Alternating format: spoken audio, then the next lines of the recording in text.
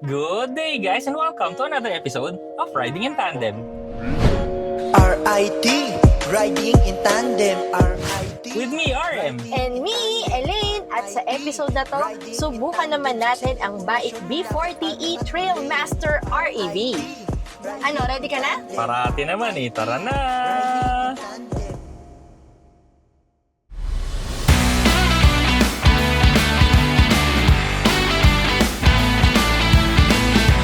Ang makina nito ay 1.5-liter turbocharged gasoline engine plus electric motor. May combined maximum power ito na 547 PS at may combined maximum torque naman na 655 Nm. Ang transmission nito ay intelligent range extension system. Ang battery capacity nito ay 40.3 kWh at may combined range naman na more than 1,200 kilometers.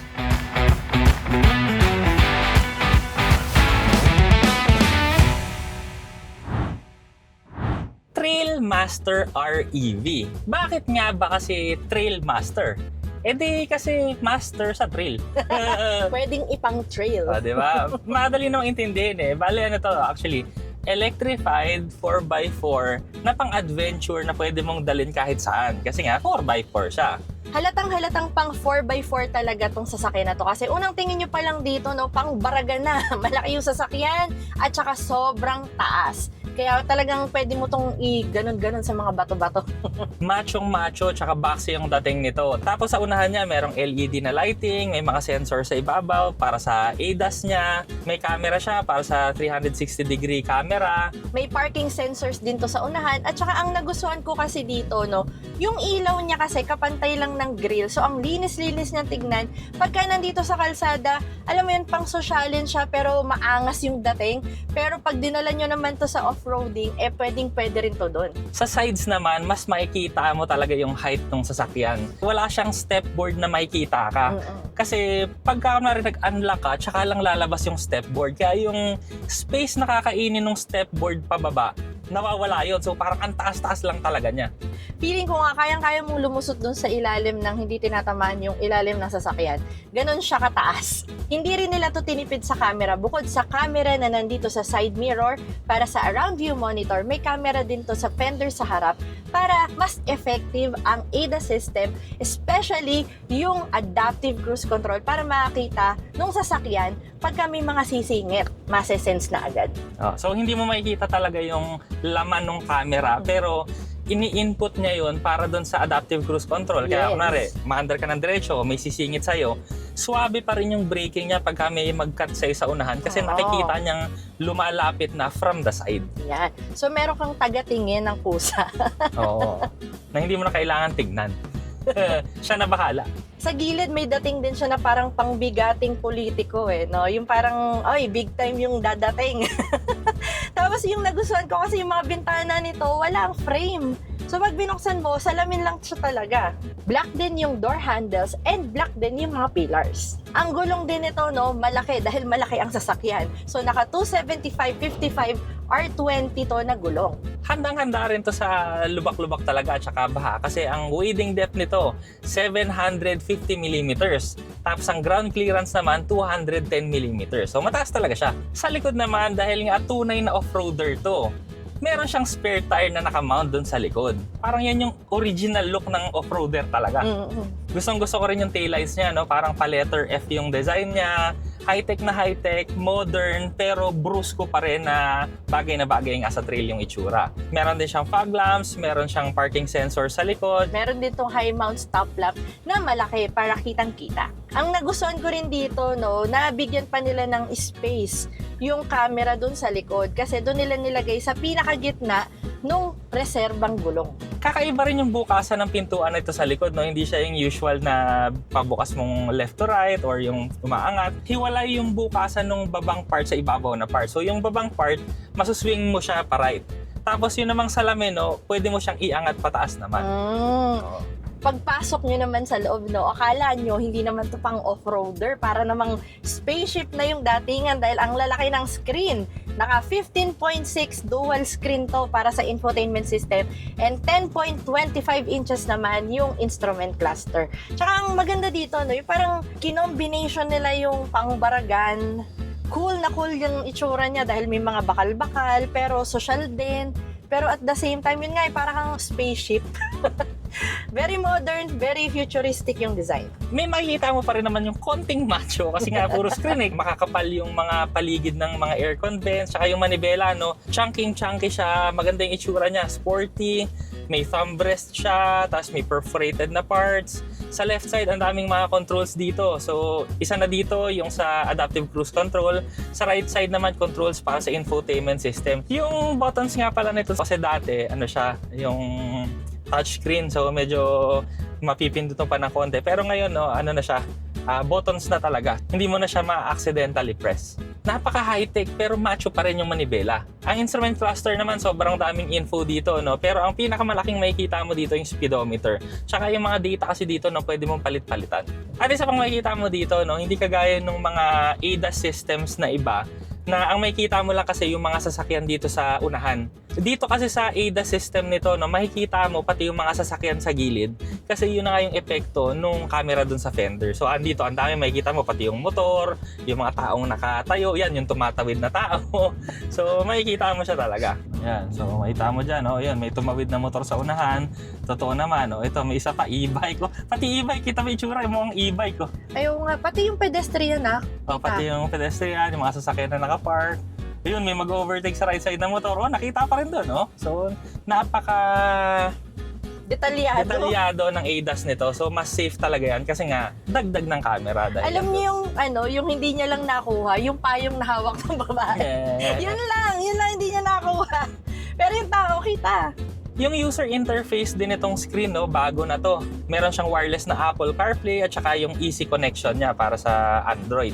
Yung dating nitong screen, no, parang pang pilot and pang co-pilot. So, pwede kong kalikutin dito sa side ko kasi nga dalawang screen to. Tapos, pwede nyo yung ipagpalit. Kaya hindi ka mahihirapan na dito ka magpipipindot. Pwede lang dito mismo sa harap mo. So, kasama dito sa infotainment system natin, merong mga para sa exterior camera. Makita mo lahat ng view na kailangan mo. Yun nga, yung around view monitor. May parking assist. Nandito rin yung sa charging center, personal center. So, pwede mo i-personalize to. Vehicle settings nandito rin. And controls ng aircon. And syempre, yung music or yung radyo nandito din. Pati navigation. Napakabilis na rin ng infotainment system kasi hindi na basta-bastang chip yung nandyan. Swabing-swabe na dahil Qualcomm na yung gamit niya. Sa ibaba na infotainment screen natin, no, nandito yung aircon vents. Pero nasa gitna, malaking button, yung start-stop button ng sasakyan. Meron ding nakahiwalay na physical controls ng aircon dun sa ilalim ng aircon vents para hindi mo na kailangang hanapin sa screen. Although, meron din namang control dun sa mismong screen. Sa ilalim naman nun, merong wireless charger, may shifter tayo na dipindot lang yung park.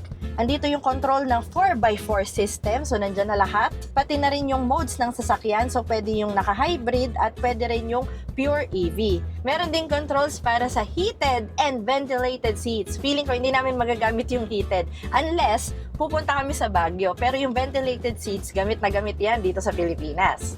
At sa baba pa nun, andito naman yung malaking electronic parking brake. Ang nagustuhan ko pang isa dito, no, yung tabi mismo nung lahat ng sinabi kong na-controls na yon. Dito sa side ko, merong tatlong cup holder. So, kunyari, may tubig ka na may juice ka pa na may kape ka, tatlo, pwede mo ilagay dito. Ang compartment naman sa gitna, no, napakalaki at malalim. Meron din siyang cooling function, so pwede kayong magpalamig ng drinks dyan. Meron ding open compartment sa ilalim. May Type A tsaka Type C USB ports at saka may 12 volts na socket. So marami kayong pwede isaksak dyan. Sa baba ng shifter na meron ditong bilog. So dyan mo makokontrol yung mga drive mode. So unang-una na dyan kung gusto mo na EV mode lang siya or gusto mo na hybrid or automatic na siyang mag-decide kung ano gusto niya. So, meron din ditong controls na yung mismong drive modes naman, no? Yung normal na drive mode, mud mode, sand, crossing. Oh, yung crossing parang ano pala yan? Forest. Na sand forest. Tapos snow, comfort, economy. So, ang gagamitin ko lang ngayon ay may sport pa. At saka wading. Wading yung may tubig-tubig. May wading pa pala, tsaka sport. Okay, ikaw mamimili. At saka maganda, no, lalabas dito sa screen yung itsura ng terrain. Para hindi ka malito, parang para saan ba yung yung ganitong wading? Saan ba yan? So, lalabas dyan, makikita mo may tubig-tubig. Para doon pala siya. Oo. So, hindi mo na kailangan ng explanation. No? Visual. Eco mode lang yung gamit natin ngayon para maramdaman muna natin kung kamusta yung eco mode. Sa ibabaw, may malaki tayong panoramic sunroof at ang controls ito nandito sa may bandang gitna. Ang rear view mirror nito, auto-dimming siya. Tsaka mas gusto ko talaga to kaysa doon sa screen kasi pagkagabi minsan nasisilaw ako eh. Pero pag ganito kasing salamin talaga, mas madali siyang gamitin sa gabi. Sa likod naman, andyan yung masayang part kasi ito yung komportable, maluwag na maluwag. So, anong space mo doon, Han? Yung space ko sa tuhod, 2 fist, sobra pa. Tapos yung space naman sa headroom, lampas pa ng 5 daliri. So, kahit sobrang tangkad mo na tao, kakasya ka sa likod. Parang pwede kang humilata dito, no? Tsaka nagustuhan ko, maganda rin yung mga upuan. Masarap upuan, perforated yung seats, combination ng black at tsaka ng gray, tapos merong orange. May orange stitching din siya. Maganda rin yung bolstering kasi sakto lang yung akap sa katawan. Sa gitna, merong aircon vents yan. May Type A, Type C USB ports. May maliit na compartment pa sa ilalim. May mga bottle holder sa gilid. May hawakan. Yung controls ng bintana pala sa lahat ng pinto nasa ibabaw. Wala sa mismong parang gilid ng pintuan. Magkabila, merong hawakan, ilaw at saka sabitan. 60-40 folding yung seats.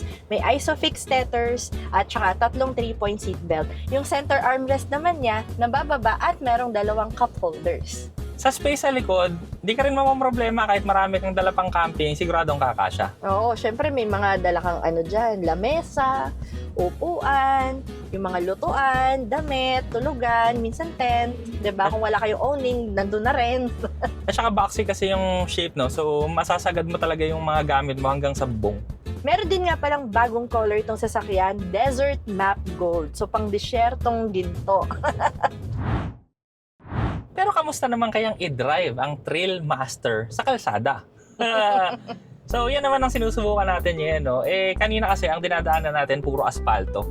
So, pagka kasi puro aspalto yung dinadaanan mo, napakakinis talaga ng andar niya. Parang lumulutang ka lang sa aspalto, ganun. So, very Parang good siya. butter. Oo, kaya kung kunwari sa expressway, very good yan. Malambot yung suspension, hindi naman to talaga ginawa para sa track driving. Pagka kunwaring mabilis ka, syempre meron siyang body roll na konti kasi medyo malambot yung suspension niya. Pagka naman sementado, okay din. Maganda naman yung suspension niya. So, Pagka dinadrive mo, no, parang kita mo yung bubong na ng ibang sasakyan, parang kang nakatungo sa kanilang ganyan. yun yung nito, isang pambenta dito kasi ang taas niya talagang sasakyan tapos yung riding position mo napakataas pa. Kung kunwari nag-offroad ka, mas makikita mo yung nasa baba ng hood mo kahit mataas to kasi ang taas talaga ng position mo. At saka yung pakiramdam mo habang nagdadrive ka sa kalsada, para kang hari ng daan kasi Oo. sobrang taas talaga. Nakaka-intimidate pag una nyo nakita yung sasakyan kasi yun nga, wala kasi siyang stepboard na nakalabas. So akala mo aakyatin mo talaga siya ng paano ko iaangat yung paa ko doon, ang taas-taas ng sasakyan. Lumalabas pala yung stepboard. So okay na. Ito, kurbada, try ko lang konti. Actually, not bad pa rin eh. Wait lang Hala ka? Oh my goodness. Wala, nagulat lang ako kasi actually, kino-corner ko nga, okay naman siya sa corner eh, no? Hindi masama, hindi nakakatakot. Pero nagulat ako sa speed ko, no? Kasi alam mo yun, parang easy-easy lang naman kasi kami. Hindi ko na malayan, nag-90 na patla tayo kanina. Hala, 90 na yun? Hindi ko na malayan. As in, wala kasing kahirap-hirap yung makina kasi nga, EV naman to actually kasi nga, di ba, range extended electric vehicle to. So, hindi ko napansin talaga. 90 na pala yung kanina. So, nag-slow down na ulit ako ngayon kasi hindi ko napansin eh. Hindi mo ramdam kasi unang-una hindi mag-iingay yung sasakyan. So parang, at saka yung pakiramdam niya, parang lang, ang takbo natin parang mga 50 lang. Ang galing. So, pagka talagang magdadrive ka ng malayo, maganda to kasi hindi mo nararamdaman yung stress ng makina, at saka komportable, at saka pwede talaga siya kahit anong daan kasi nga 4x4. Actually, dual motor to. Ang makina kasi nito, 1.5 liter, tapos iba yung electric motor sa unahan tsaka doon sa likod. Kaya lahat ng gulong, kumakamot siya. Napakalambot ng steering, lalo na kanina kasi nung nag-U-turn ako, tsaka doon sa subdivision, napakadali niyang iliko. Tsaka kahit ganito, napakalambot niya, pero hindi siya nakakatakot. Hindi siya magalaw sa high speed. Steady pa rin siya kahit malambot yung steering. Yan ang gusto ko i-try mamaya eh. Kasi syempre, Diba, may mga gusto dyan na babae na malaki sasakyan, pero ayaw mo kasi nung parang magkakamuscle ka masyado.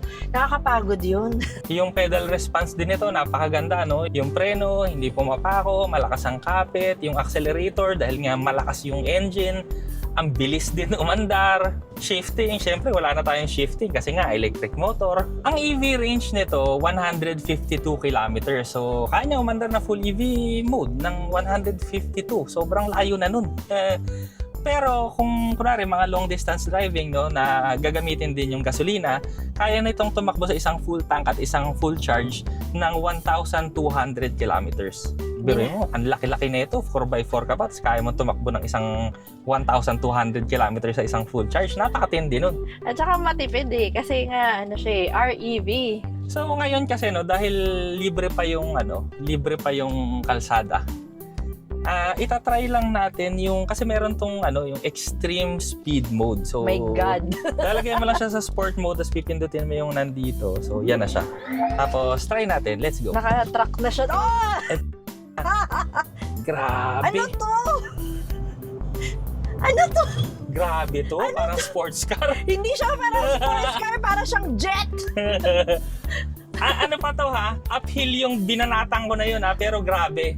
Grabe, iba yung performance nito. So tanggalin na natin, hindi natin kailangan yan. Actually kanina yung gamit niya natin eco mode lang, hindi ko na kailangan ng power kasi sobra na eh. Kaya mo nang overtake, maganda na yung acceleration ng eco mode, pero yung normal mas maganda.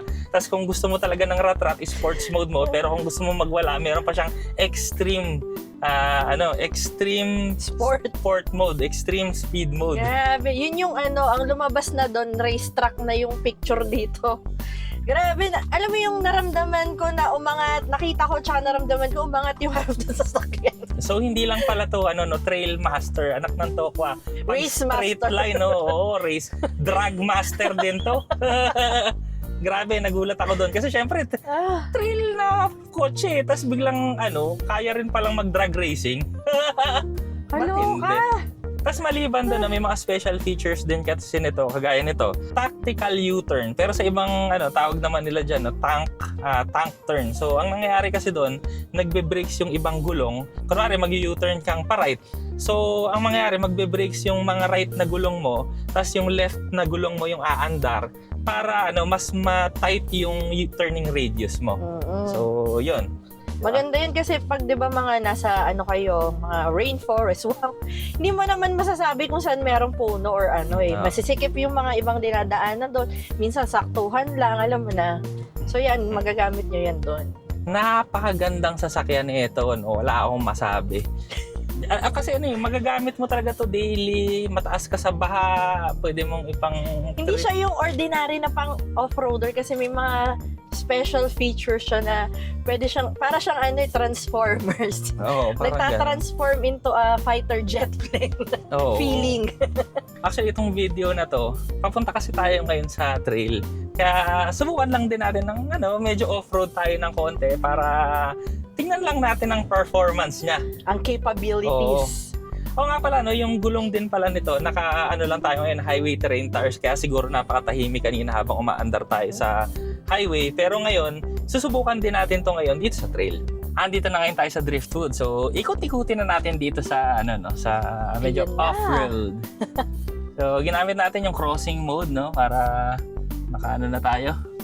Kasi yun yung may mga puno-puno Yun yung malapit sa picture eh. So, sa una pa lang, pagka kasi kunwari naka-gas or diesel, pag umaahon talaga, mararamdaman mo kasi yung gas or diesel na Sadat may buwelo ka dun eh. Oo. Ito kasi yung ginagawa ko ngayon, slow motion tayong umaahon. Wala siyang kahirap-hirap. Ito, isa pa. So, aahon tayo ng slow ipakurbada motion. na paangat. Wala. Walang kahirap-hirap. Grabe. Wala lang. Parang wala lang. Oo. Parang walk in a park. Parang tumatagilid ka lang. Yun lang yung mararamdaman mo. Pero yung nahihirapan yung sasakyan, wala. Parang idiretso mo lang kung saan mo gusto pumunta. Pag ice kasi hahanapin mo yung torque eh. So parang medyo dito parang dito wala. Kahit beginner ka na driver, seryoso, igapang mo, go. Yun palang mga side mirrors nito, no? Kasi kanina, nag-reverse kami. So, nag-a-adjust siya ng kusa. So, tumututok siya pababa pagka magre-reverse ka para makita mo yung ilalim. So, bukod pa yung may camera ka sa screen, syempre. Pero yung side mirror, nag-a-adjust siya. Tapos, pagka dinrive mo, babalik na siya doon sa original position. So, punta tayo ngayon doon sa medyo matindi, no? Para i-flex natin. Yeah! I-flex natin ang Naks. chassis kung kakayanin. Wala namang kahirap-hirap. Wala. Parang nag-drive lang din sa kung saang kalsada. Parang flat lang. Tapos yung suspension kasi niya, no, parang wala lang. Yung mga lubak, wala lang. Ito yung off-roading na hindi ko nararamdamang nag-off-roading. Kasi sobrang minamani lang nitong sasakyan eh. Wala. Ang ganda ng chassis kasi solid na wala akong langit-ngit na naririnig. Napakatahimik lang. So, ang masasabi ko lang din sa Hindi. inyo. Hindi ako na-excite sa off-roading natin dahil hindi naman nahihirapan yung sasakyan. Walang ka-challenge. Alam mo, ito yun bumagay yung sasakyan. Kasi kumbaga, di ba, nagpupunta tayo ng nature para Oo. ma-relax, di ba, para tahimik. So, yun ang nangyari dito sa sasakyan, no? Hindi lang doon ka sa nature talaga, no? Habang nagdadrive ka, ganun pa rin. Yung sobrang tahimik, relax na relax Stress-free. lang. Ayun. Parang no, huwag kang mag-alala, I got your back. Hmm.